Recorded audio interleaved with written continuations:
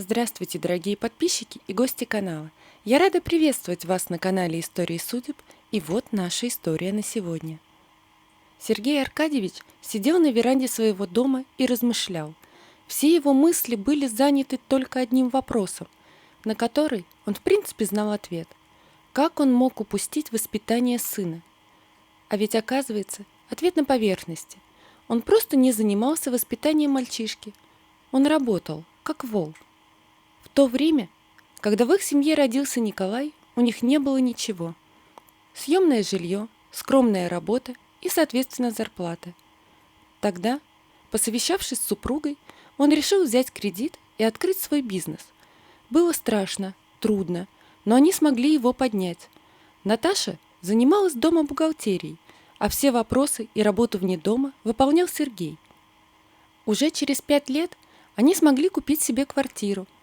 Вот тогда у супруги появилась небольшая корона на голове. Она уже не занималась бизнесом, но охотно везде хвалилась. Даже сына начала называть не Николаем, а Николя. Сергей пытался говорить, что так нельзя, но супруга переубеждала и отвечала, что нет ничего плохого. Сил спорить у Сергея не было. Как сейчас он об этом сожалеет. Коля вырос наглым и требовательным. Он считал, что все вокруг него что-то ему должны. В институт он поступил только с помощью денег отца, да и закончил его тоже только благодаря им. И вот 2 года он просто кутит, разбивает машины и покупает новые. Периодически отец вытаскивает его из отделений полиции. Как же он устал от этого! За последние 2 года Сергей Аркадьевич успел посидеть. Супруга умерла, как только сын закончил институт. Она села пьяная за руль, не справилась с управлением и врезалась в дерево.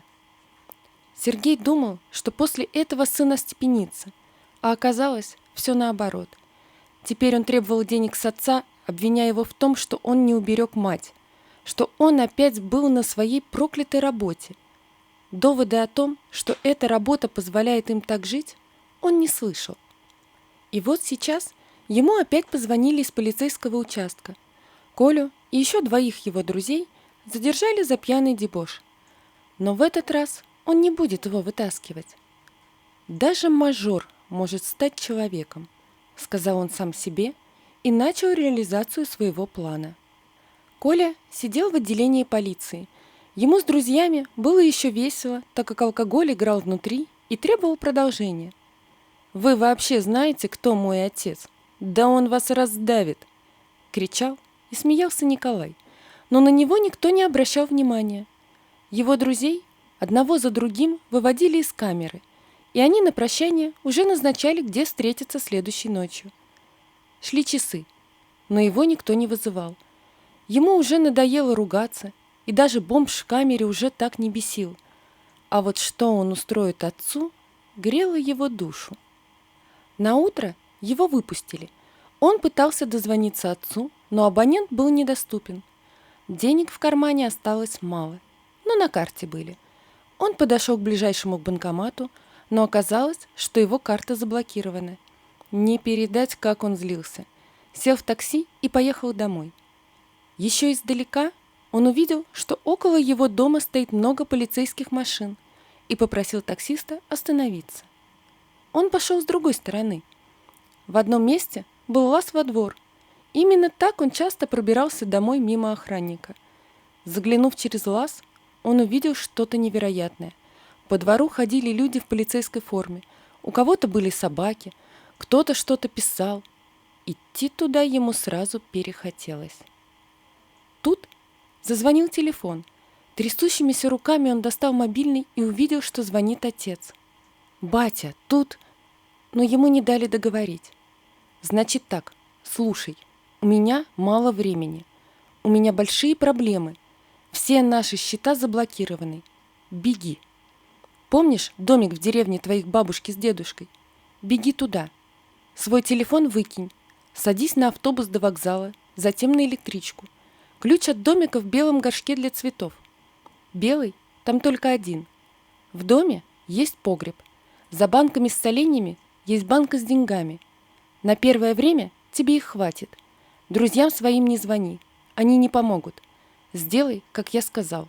Как все уладится, я за тобой приеду». И положил трубку. Коля стоял еще пару минут. Он никогда не слушал, что говорит отец. Какая деревня? У него есть друзья, и они прикроют.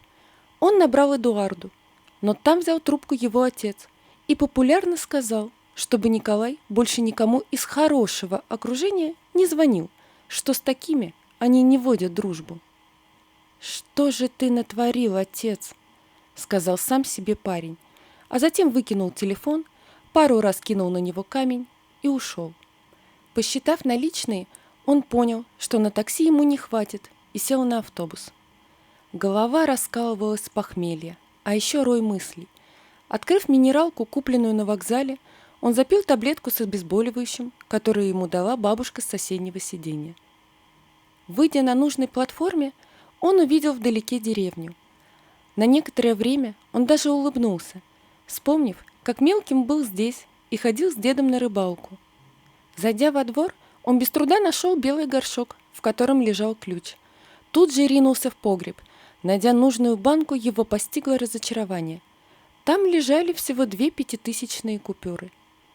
Забрав их, он поднялся наверх и огляделся. Вокруг была пыль, а в остальном все осталось таким, как он помнил. Живот предательски заурчал. Коля взял деньги и пошел в магазин. Купил там немного еды, а выйдя из магазина, наткнулся на девушку с женщиной. Девушка была такая красивая и естественная. Она была красива и без тонны косметики, которые обычно покрывали себя девушки из его окружения. «Эй, эй!» – произнесла девушка, щелкая пальцами перед его лицом. «Ты завис?» И засмеялась.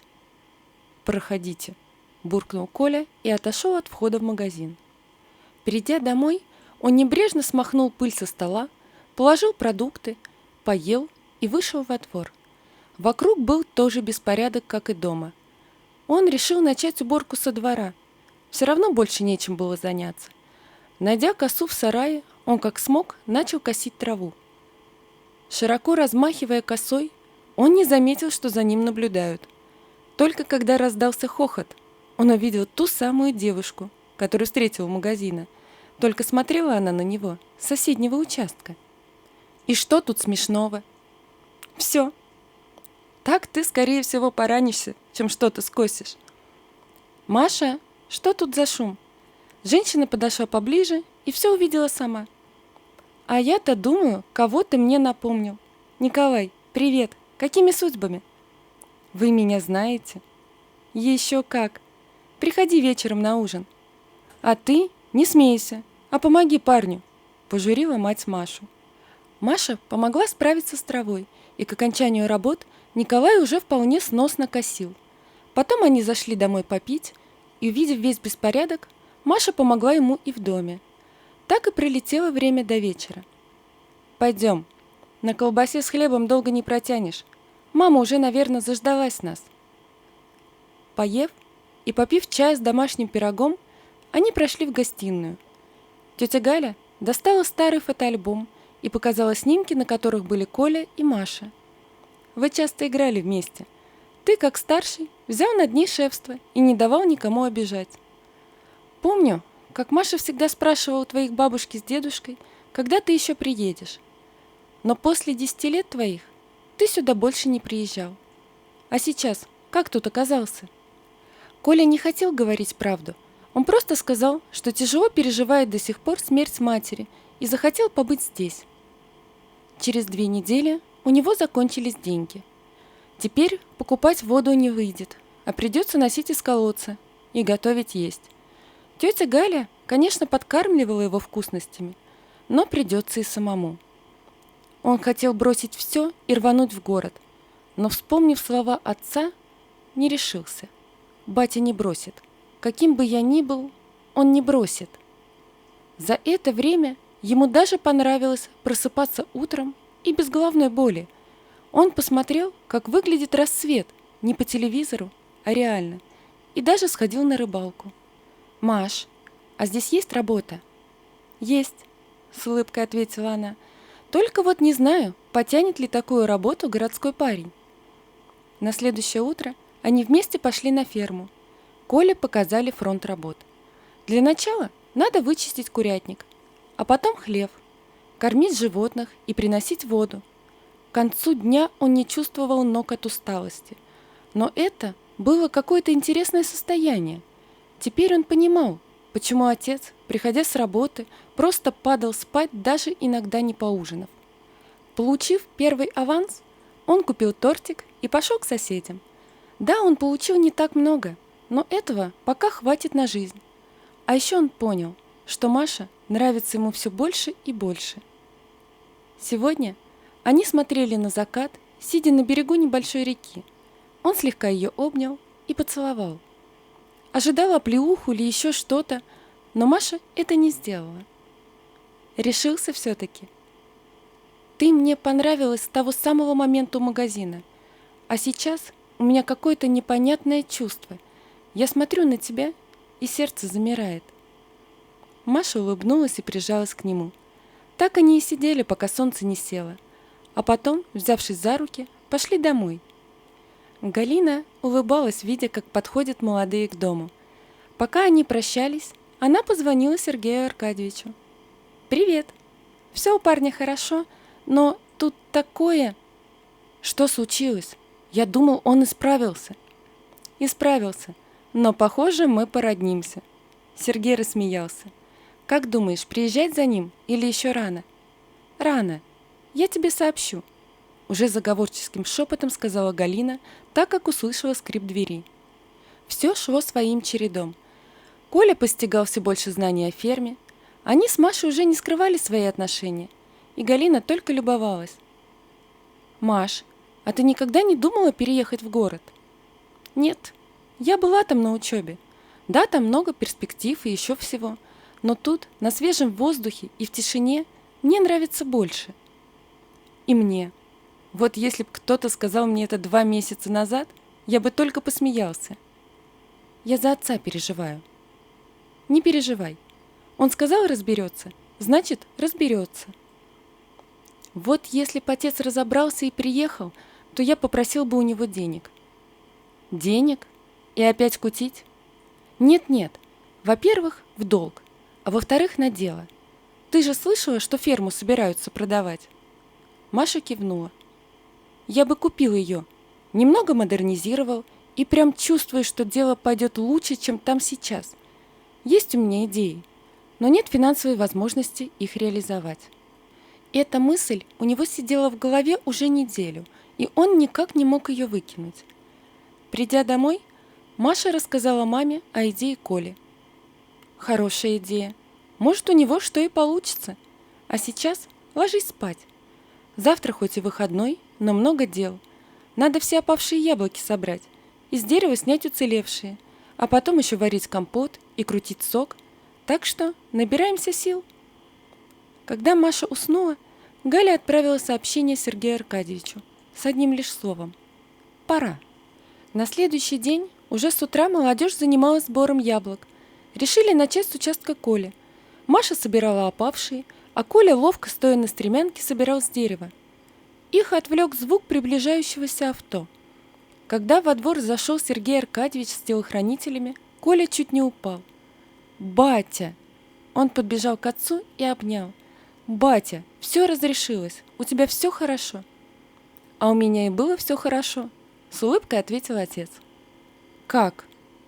«Да легко, сынок. Так же легко, как и вытаскивал тебя из передряг, так и организовал для тебя шоу». Коля рассмеялся. «Сынок, ты не сердишься? Вот если б ты приехал через 2 недели, то сердился.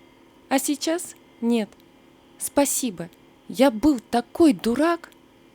Отец светился от счастья. «А кто эта милая леди?» «Маш, подойди». «Пап, это Маша, моя невеста». Маша вопросительно посмотрела на парня. «А что, ты не согласна?» «Согласна, любимый». «Что тут за шум?» – послышался голос Галины. «Идите все сюда, пирог готов».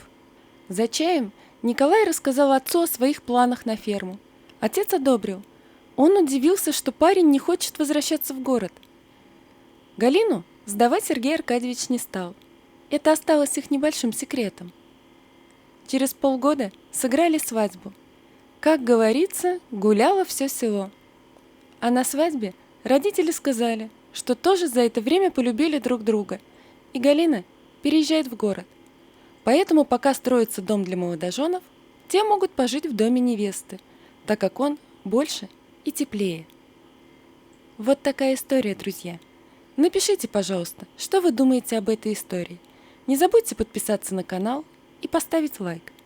До свидания.